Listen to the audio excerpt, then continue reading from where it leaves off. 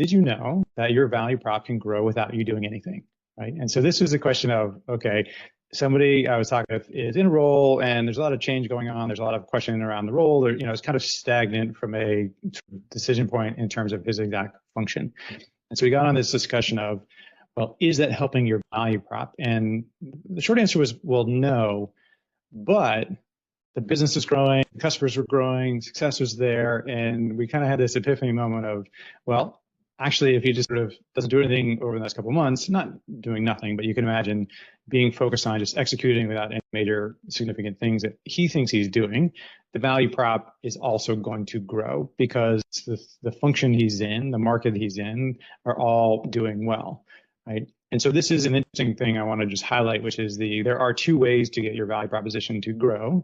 Some of them are the stuff you're going to do, right, which is very important. And then there is also this ecosystem where it can sort of enhance, or on the flip side, it can sort of degrade, right? So you may be doing great stuff, but if the business is dying and nothing's getting done and you're losing customers, it's actually very hard to build a strong value proposition around that. Because you may, hey, I did all this great stuff. What was the impact on the business? Well, we lost a lot of money, right? The flip side is, well, what did you do? Well, I kind of just, did some basic stuff, but like everything went through the roof.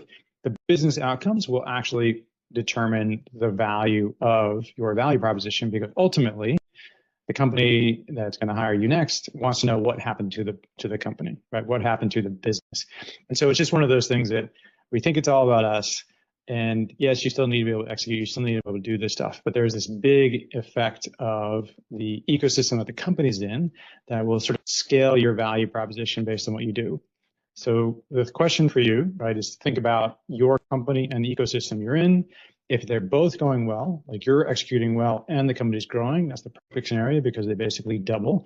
But if you're kind of in one of those mixed scenarios where either the company's not growing or you're not growing, you need to be thoughtful about how you approach that. So when you do that, just remember that the company is almost as important and sometimes more important than your own activities in creating your value proposition. So just be aware that there's that whole second half for your value proposition and make sure that the whole story is growing to the best of your ability.